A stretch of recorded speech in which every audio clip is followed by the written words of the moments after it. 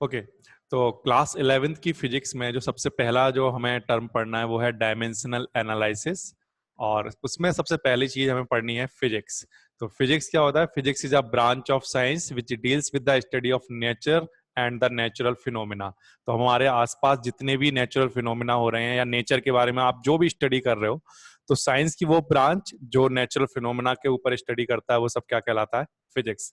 Example के लिए जैसे कोई भी आप फिनोमिना देखते हो तो उस फिनोमिना को आपको मेजरमेंट करना होता है। अगर आप उसको डिस्क्राइब करना चाहते हो तो आपको बहुत ही प्रीसियस, अगर आपको डिस्क्रिप्शन देना है तो उसमें मेजरमेंट बहुत एसेंशियल होते हैं। तो मेजरमेंट एसेंशियल कौन कौन से मेजरमेंट हैं जो एसेंशियल हैं? जैसे एग्जांपल के लिए अगर मैं कोई एक एग्जांपल हूँ, लाइक जैसे सपोज करो कोई भी बॉडी है और जब वो फ्री फॉल करती है अर्थ की तरफ, है ना, अर्थ की तरफ वो फ्री फॉल करती है, तो हमने इस फिनोमेना को जब देखा, जैसे एग्जांपल के लिए सपोज करो आप कोई बॉडी ले लो, जैसे सपोज करो कोई एक बॉल ले लो। जब भी किसी बॉल को ऊपर की तरफ फेंका जाता है तो ऊपर से जब वो नीचे की तरफ आती है तो वहां पर आप इस फिनोमेना को जब देख रहे हो तो आपके दिमाग में बहुत सारी चीजें आ सकती हैं कि जब ये बॉल ऊपर से नीचे की तरफ आएगी तो कितना टाइम लेगी, ये कितनी डिस्टेंस कवर कर रही है ना, और या जब ये ऊपर से नीचे आ रही होगी तो किस वेलोसिटी से आ रही होगी, है ना, क्या इसमें एक्सेलरेशन है, एक्सेलरेशन हो रहा है या इसका वेलोसिटी कांस्टेंट है। ये सारी चीजें हैं जो जब भी हम किसी फिनोमेना को अपने आसपास देखते हैं तो ये सब क्वेश्चंस वहां पर अराइज होते हैं। तो इन सारे क्वेश्चंस का आपको आंसर फिजिक्स साइंस की जिस ब्रांच में किया जाता है वो कहलाती है साइंस की ब्रांच क्या? फिजिक्स। ठीक है। तो और भी जैसे बहुत सारी चीजें हैं, अगर आप इनका सबका, अगर ये क्वेश्चन आपके दिमाग में आते हैं कि टाइम क्या होता है, डिस्टेंस क्या होता है, इसकी वेलोसिटी क्या होगी, जब बॉल ऊपर से नीचे आएगी तो कितना एक्सेलरेट कर रही होगी, तो इसके लिए हमें अगर इसको डिस्क्राइब करना है, इसको समझना है, तो इसकी अंडरस्टैंडिंग के लिए हमें क्या करना पड़ेगा? इन्हें मेजर करना पड़ेगा। तो सबसे ज्यादा इंपॉर्टेंट चीज फिजिक्स में जो होती है वो क्या? मेजरमेंट, है ना। आपको क्या करना पड़ेगा? इनको मेजरमेंट करना पड़ेगा।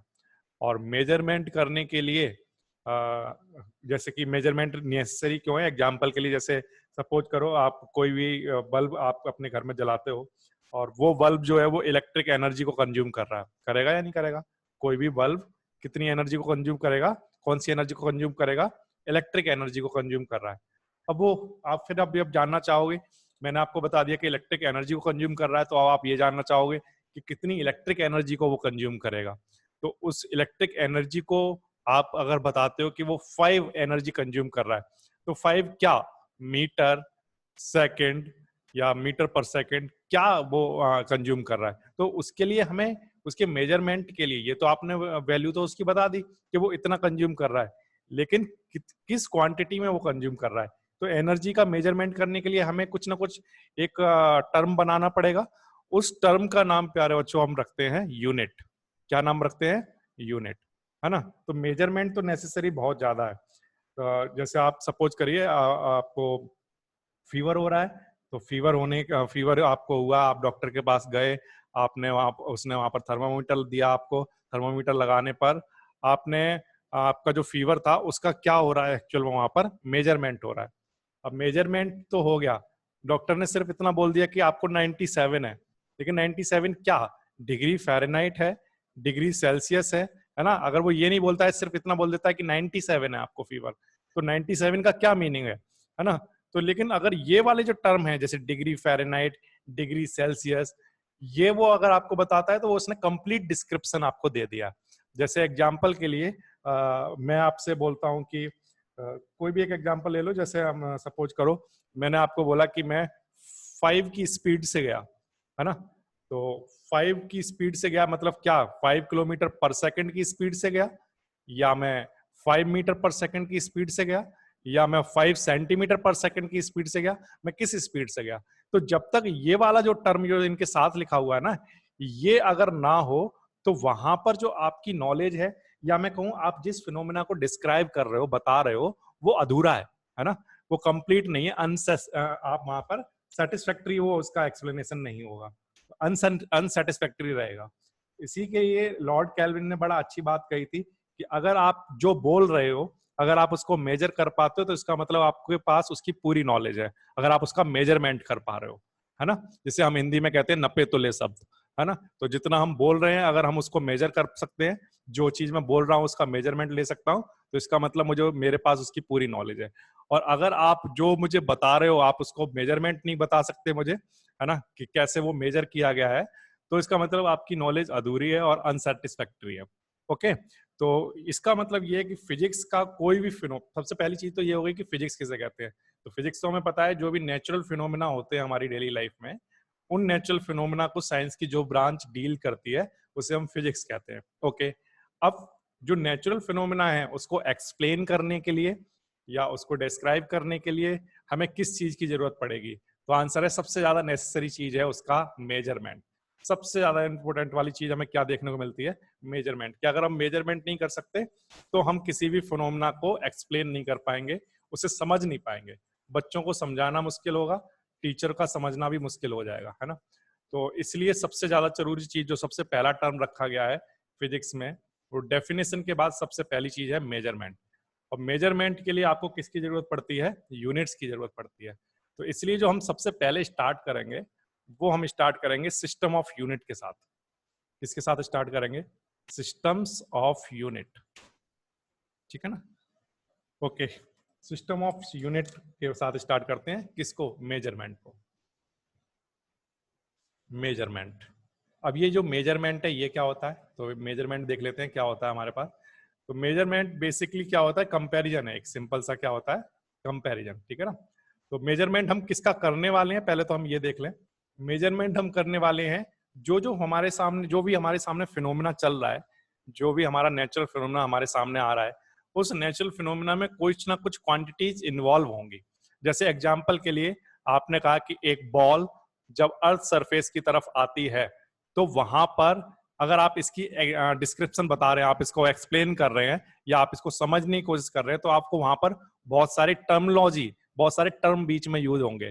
जैसे एग्जाम्पल के लिए एक बॉल 50 मीटर डिस्टेंस कवर करने वाली है, उसे नीचे आने में 5 मिनट लगेंगे, वो बॉल 5 मीटर पर सेकेंड की वेलोसिटी से आ रही है। तो आप ये देखो कि यहाँ पर कुछ टर्म हैं जिनको आप अगर इन्वॉल्व ना करो तो आप ये देखोगे कि आप इस फिनोमिना को समझा ही नहीं सकते। जैसे डिस्टेंस, और इसमें आपने यूज किया टाइम, और आपने उसकी वेलोसिटी बता दी, है ना।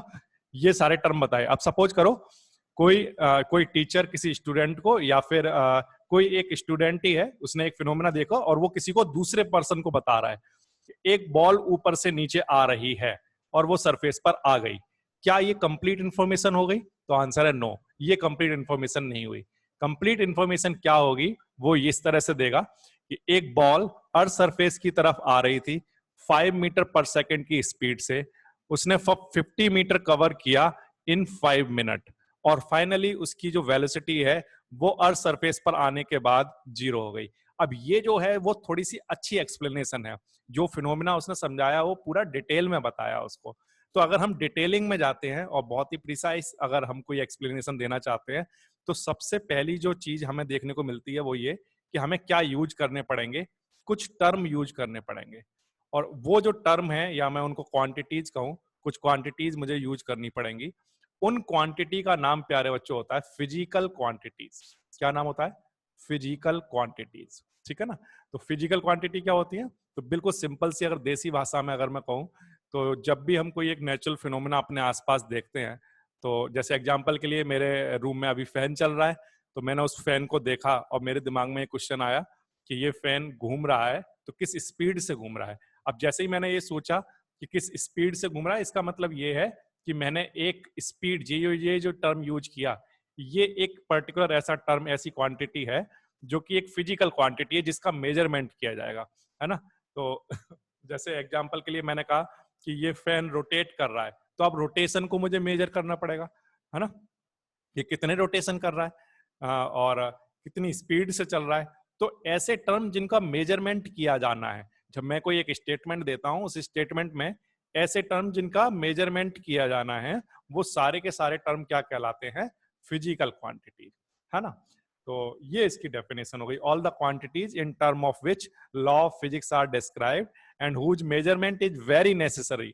Is called physical quantity. ठीक है ना, ये टर्म ध्यान रखना, उनका मेजरमेंट बहुत ज्यादा नेसेसरी है, तभी आपको सारे आंसर मिल पाएंगे कि ये फिनोमेना कैसे हो रहा है और क्या हो रहा है। Okay, so this is physical quantity. अब फिजिकल क्वांटिटी के बाद हम मेजरिंग प्रोसेस अपनी स्टार्ट कर देते हैं।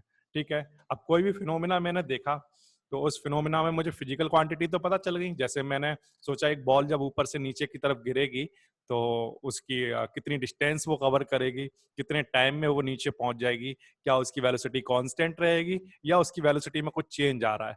तो ये सारी चीजें जो वेलोसिटी, डिस्टेंस, टाइम, तो ये तो मुझे पता चल गया ये फिजिकल क्वांटिटी है और इनको नेसेसरीली हमें क्या करना है, मेजरमेंट करना है। अब मेजरमेंट स्टार्ट करते हैं।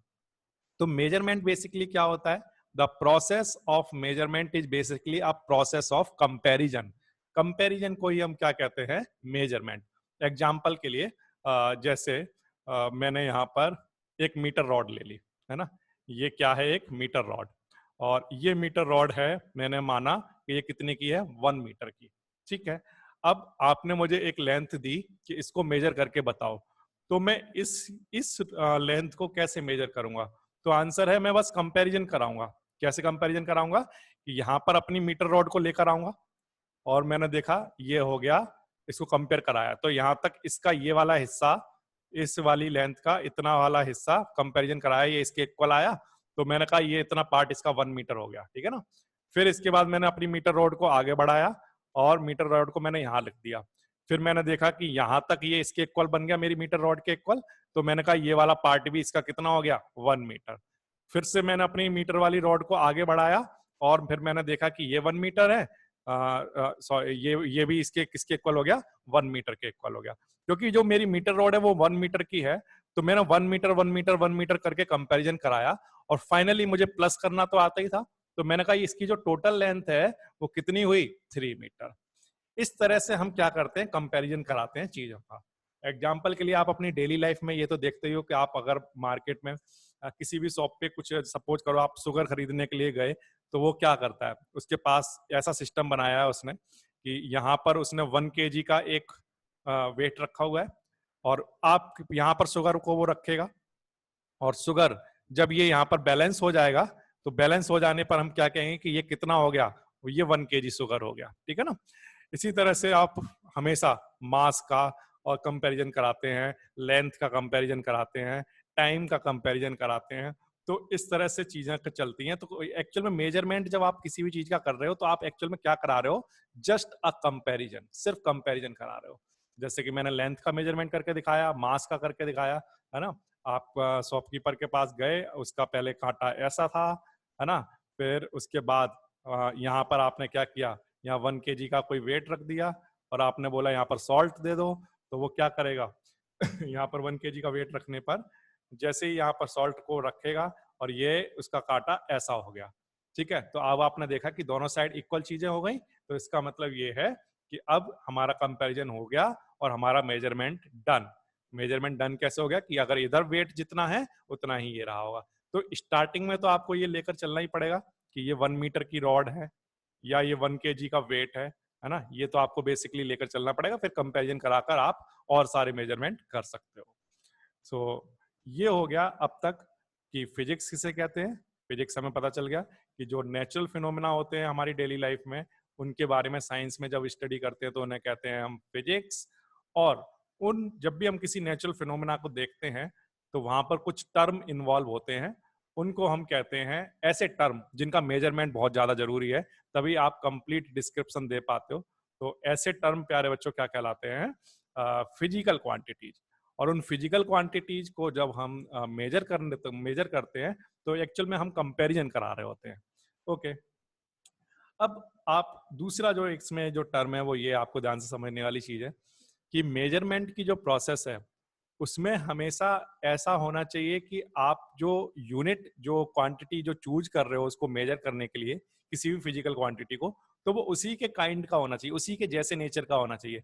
जैसे एग्जांपल के लिए मैं कहूँ कि ये मैं आपने मुझसे कहा कि इस लेंथ को मेजर करके बताओ, तो मैं लेकर आया एक 1 kg का एक बाट लेकर आया, 1 kg का वेट लेके आया और मैंने 1 kg का वेट यहाँ पर रख लिया, है ना, इस लेंथ के पास। क्या ये लेंथ मेजर हो जाएगी? क्या मैं ये कह सकता हूं कि ये 1 kg की लेंथ है? तो आंसर है नो। ये आप बिल्कुल गलत कर रहे हो।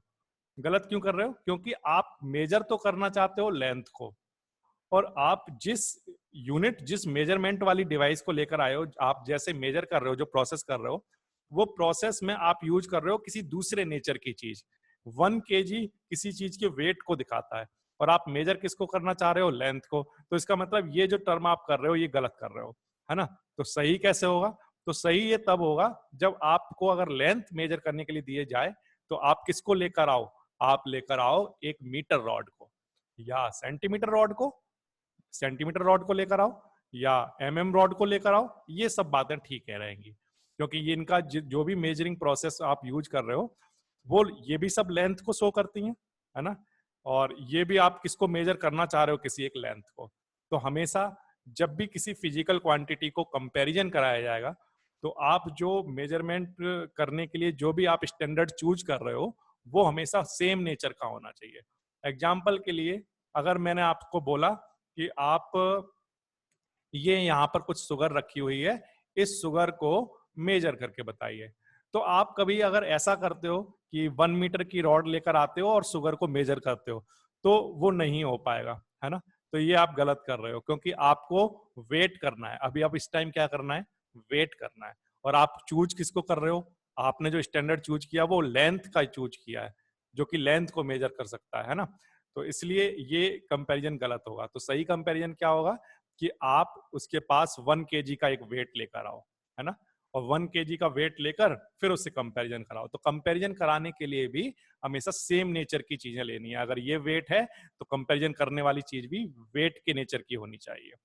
तो this is the second point. ठीक है। अच्छा, तो यहां तक तो हो गया। अब इसके बाद ठीक है, हमें ये पता चल गया कि सेम नेचर की चीजें लेकर चलेंगे। अब सेम नेचर की जब चीजें लेकर चलेंगे, तो हम उनका उस स्टैंडर्ड का कुछ ना कुछ हमें नाम रखना पड़ेगा। उसका जो हम नाम रखेंगे प्यारे बच्चों, उसको हम फिजिक्स में क्या कहते हैं? यूनिट। क्या कहलाती है वो? यूनिट कहलाती है। फॉर एग्जाम्पल, जैसे एग्जाम्पल के लिए आपने इस लेंथ को मुझे मेजर करने के लिए कहा, ठीक है? तो मैं इसके पास एक रॉड लेकर आया, और जिसको मैं लेकर आया वो 1 मीटर है। तो फिर मैंने जब इसकी प्रोसेस जब बार बार की, जैसा कि मैंने आपको अभी पीछे भी करके दिखाया था, जैसे ये 1 मीटर, और फिर इसके बाद ये भी 1 मीटर, है ना? तो कंपैरिजन कराने पर जब इसकी जो मेरी लेंथ निकल कर आई, तो वो लेंथ निकल कर आई 3। और अब मैं इसकी क्या लिखने वाला हूँ? जिस जिस मेजरमेंट प्रोसेस को मैंने यूज किया था, किसको लेकर चला था? मीटर को लेकर चला था। तो इसका मतलब मुझे इस 3 के आगे क्या लिखना है? उस यूनिट को लिखना पड़ेगा, उस टर्म को लिखना पड़ेगा, उस स्टैंडर्ड को लिखना पड़ेगा जिससे मैंने इसको मेजर किया था, इस लेंथ को मेजर किया था। तो मैंने कौन सा स्टैंडर्ड चूज किया था? Metre standard. तो मीटर स्टैंडर्ड को यूज किया, तो मुझे यहाँ पर 3 क्या लिखना पड़ेगा? मीटर। तो ये इसकी क्या हो गई? यूनिट। और ये इसका क्या हो गया? मैग्नीट्यूड। किसका? किसका मैग्नीट्यूड हो गया ये? आंसर है इस फिजिकल क्वांटिटी का। लेंथ क्या है? एक फिजिकल क्वांटिटी। ठीक है ना?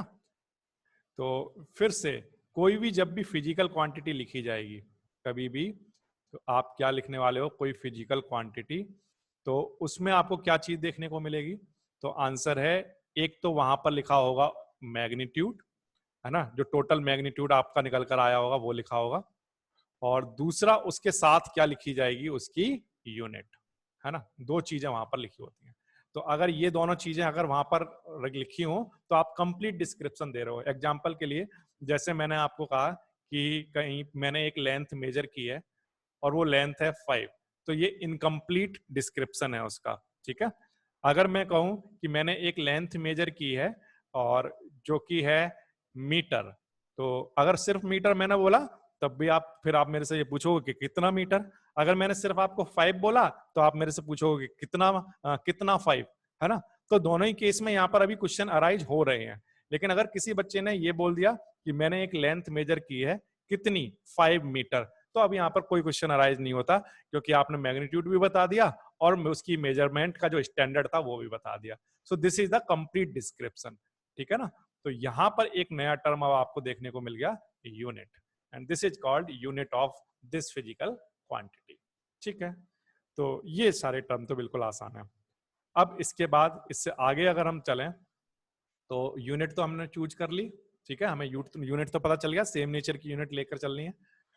अब जब स्टैंडर्ड इंटरनेशनल सिस्टम की हम बात करते हैं, इंटरनेशनल सिस्टम ऑफ जो यूनिट हैं, उन्होंने कुछ यूनिट चूज किए हैं, वो यूनिट मैं आपके सामने लिखता हूँ। तो जैसे कि प्यारे बच्चों, सबसे पहली है लेंथ, सबसे बेसिक वाली जो ले लेते हैं, लेंथ को ले लेते हैं। तो लेंथ की जो यूनिट उन्होंने बनाई है, वो स्टैंडर्ड उन्होंने क्या सेट किया है, वो ली जाएगी प्यारे बच्चों मीटर। क्या ली जाएगी, ध्यान रखना, क्या ली जाएगी, मीटर ली जाएगी। और जो इसके लिए आप सिंबल यूज करोगे ना, मीटर के लिए जो सिंबल यूज करने वाले हो, वो स्मॉल एम से इसको डिनोट करोगे, ठीक है ना। ये नंबर 1। नंबर 2 जो है, वो आप लेकर चलोगे मास, ठीक है ना। किसको लेकर चलने वाले हो, मास। और मास की जो स्टैंडर्ड यूनिट रहेगी ना, जो आप स्टैंडर्ड चूज कर रहे हो, वो क्या यूज कर रहे हो, केजी, ठीक है ना। तो इसको मुझे यहाँ पर लिख देना चाहिए, इसकी जो यूनिट है, इसको कंप्लीटली मैं यहाँ पर लिखूँ तो ये क्या लिखूंगा मैं यहाँ पर, किलोग्राम, क्या लिखूंगा, किलोग्राम, और इसका सिंबल क्या होगा, केजी। नंबर 3 जो उन्होंने डिसाइड किया है, वो उन्होंने डिसाइड करके दिया है टाइम के बारे में, ठीक है ना। कि जो टाइम का जब भी आप मेजरमेंट करोगे, तो आप जो यूनिट लेकर चलोगे, वो होगी सेकंड। कौन सी होगी, सेकंड होगी। और उसके लिए आप एस, स्मॉल एस से इसको डिनोट करोगे, ओके। फिर इसके बाद 4th नंबर पर जो उन्होंने डिसाइड किया है, वो है टेम्परेचर। कि अगर आप कभी सपोज करो टेम्परेचर आप मेजर कर रहे हो, तो जो टेम्परेचर है वो केल्विन में मेजर करोगे। मतलब कि कंपैरिजन जब भी आपको कराना होगा, तो कंपैरिजन किस स्टैंडर्ड से कराओगे, किसी केल्विन वाले, जो कि ऐसा इंस्ट्रूमेंट लोगे जो कि केल्विन में मेजर करता हो, है ना। और उसको सिंबल जो आप यूज करोगे, वो कैपिटल के यूज करोगे।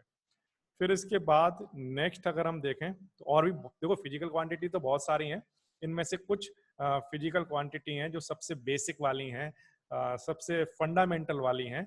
ऐसी फिजिकल क्वांटिटी को हम क्या कहते हैं, फंडामेंटल फिजिकल क्वांटिटी, है ना। तो ये जो मैं आपके सामने अभी लिख रहा हूँ, ये सबकी सब कैसी क्वांटिटी लिख रहा हूँ, फंडामेंटल क्वांटिटी या बेसिक क्वांटिटीज, है ना। और जो ये जो SI स्टैंडर्ड है उन्होंने जो चूज करके दी हैं, वो है 7 फंडामेंटल क्वांटिटी, जिनमें से मैंने 4 लिख दी। इसके बाद 5th नंबर की अगर मैं बात करूं, तो उन्होंने कहा अगर इलेक्ट्रिक करंट को आप कभी मेजर करोगे, किसको, इलेक्ट्रिक करंट को, तो इसको आप मेजर करोगे ऐसी डिवाइस से जो कि एम्पियर में स्टैंडर्ड रखती हो, अपना एम्पियर में। और इसको किससे डिनोट करोगे, ए से, कैपिटल ए से डिनोट करोगे इसको, ठीक है ना। इसके बाद नेक्स्ट 6th नंबर पर अगर आप कभी भी सपोज करो किसी लाइट की इंटेंसिटी को, जिसे आप कहोगे ल्यूमिनस, क्या कहोगे, ल्यूमिनस इंटेंसिटी, कितनी ज्यादा लाइट है या कितनी कम लाइट है, इसको आप सपोज करो कभी मेजर कर रहे हो। तो जब आप इसको कभी मेजर करोगे, तो इसको मेजर किया जाएगा कैंडला में, ठीक है ना, कि लाइट की जो इंटेंसिटी है वो इतने कैंडला है, और इसको आप डिनोट करोगे CD से। इसके बाद 7th नंबर और जो लास्ट नंबर है, वो है क्वांटिटी ऑफ मैटर। तो प्यारे बच्चों, अगर आपके पास कुछ क्वांटिटी है, किसी भी मटेरियल को आप लेकर आते हो, और आप उसका जैसे एग्जांपल के लिए आप एक मग में पानी भर के लेकर आ गए, और आपने मुझसे बोला कि इसमें कितनी क्वांटिटी है, जो भी मटेरियल इस मग में भरा हुआ है उसकी कितनी क्वांटिटी है, तो उसको किस स्टैंडर्ड से मेजर करोगे, तो आंसर है मोल से। और इसका जो सिंबल होगा वो MOL, ये यूज किया जाएगा। तो ये जो आपके सामने बोर्ड पर लिखी हुई हैं, ये हैं 7 बेसिक वाली या फंडामेंटल फिजिकल क्वांटिटी। कौन कौन सी फिजिकल क्वांटिटी हैं जो कि फंडामेंटल हैं, बेसिक फिजिकल क्वांटिटी हैं? तो आंसर है mass, length, time, temperature, electric current, luminous intensity and quantity of matter. इनको सर हम फंडामेंटल क्वांटिटी क्यों कह रहे हैं, बेसिक क्वांटिटीज क्यों कह रहे हैं? तो आंसर है कि अगर हम लेंथ की बात करें, लेंथ, तो प्यारे बच्चों लेंथ कभी भी टाइम पर डिपेंड नहीं करती, हाँ या ना? करेगी क्या कभी भी?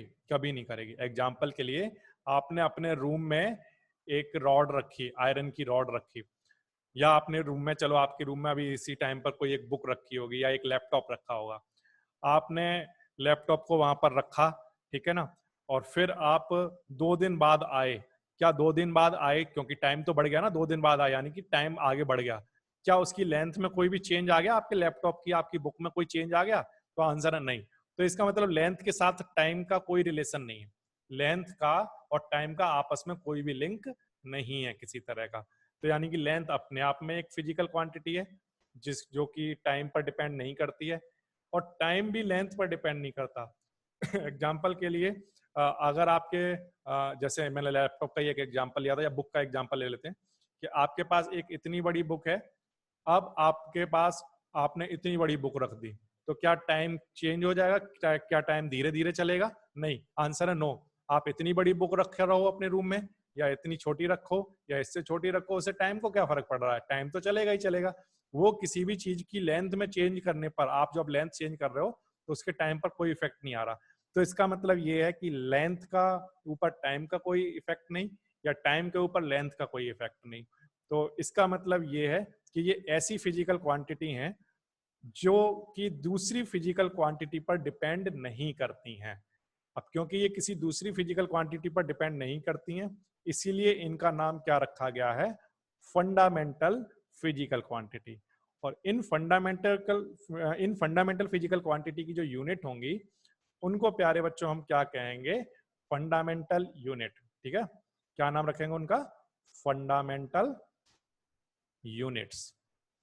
तो देखो, सबसे पहली चीज तो फंडामेंटल क्वांटिटी होगी। फंडामेंटल क्वांटिटी की जो यूनिट होगी उसका नाम क्या होगा? उसका नाम होगा फंडामेंटल यूनिट। ठीक है, ये बात ध्यान रखोगे। जैसे एग्जांपल के लिए लेंथ, अगर आपको मैं बोलूं तो मैं अभी फंडामेंटल यूनिट बोल रहा हूं या फंडामेंटल क्वांटिटी बोल रहा हूं? तो आंसर है सर आप अभी फंडामेंटल क्वांटिटी बोल रहे हो। अब जैसे मैंने बोला मीटर, है ना, मैंने क्या बोला? आपको मीटर बोला। तो जब मैंने आपको मीटर बोला तो इसका मतलब मैं फंडामेंटल क्वांटिटी बोल रहा हूँ या फंडामेंटल यूनिट बोल रहा हूँ? तो आंसर है मैं फंडामेंटल यूनिट बोल रहा हूँ अभी। ठीक है ना, इस तरह से रहता है। तो ये जो आपके सामने यहाँ पर जो ये लिखी हुई है 7, ये क्या है? Fundamental quantities. और ये जो आपके सामने यहाँ पर लिखी गई हैं, ये सब क्या है? Fundamental units. ठीक है, ठीक है, तो फंडामेंटल टर्म का मतलब तो समझ आ गया। अब स्पीड को भी क्या हम फंडामेंटल कह सकते हैं? स्पीड हो गया, एक्सेलरेशन हो गया, फोर्स हो गया, ये सारे टर्म तो आप पहले से पढ़ के आए हो। तो क्या इन टर्म को भी हम ऐसा कह सकते हैं कि ये सब फंडामेंटल हैं? तो आंसर है नो, इनको हम फंडामेंटल नहीं कह सकते। क्यों? क्योंकि अगर मैं बात करूं जैसे एग्जांपल के लिए फोर्स की, तो हम जानते हैं कि फोर्स क्या होता है?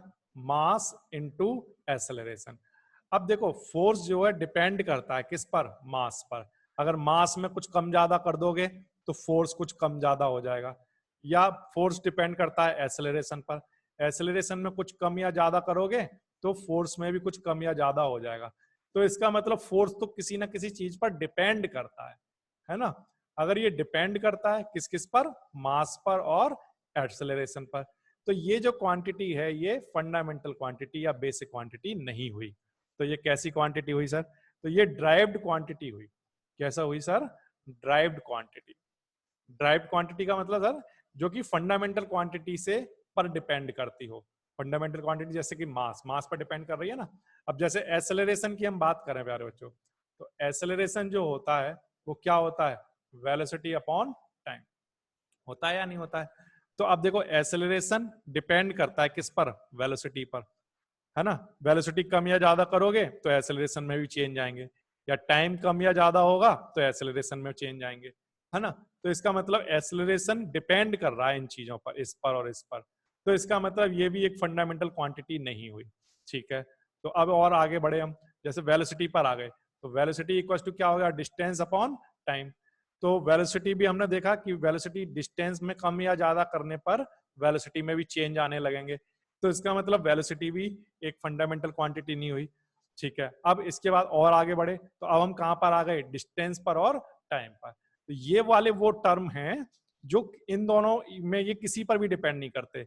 तो हमारा जो डिस्टेंस और टाइम है सिर्फ ये फंडामेंटल क्वांटिटी है, इन पर डिपेंड करती है वेलोसिटी, फिर वेलोसिटी पर डिपेंड करता है एक्सेलरेशन, फिर एक्सेलरेशन पर डिपेंड करता है फोर्स। तो ये सब क्या है? ड्राइव्ड क्वांटिटी है, जो कि ड्राइव की जाती हैं, जो कि निकाली जाती हैं किनसे?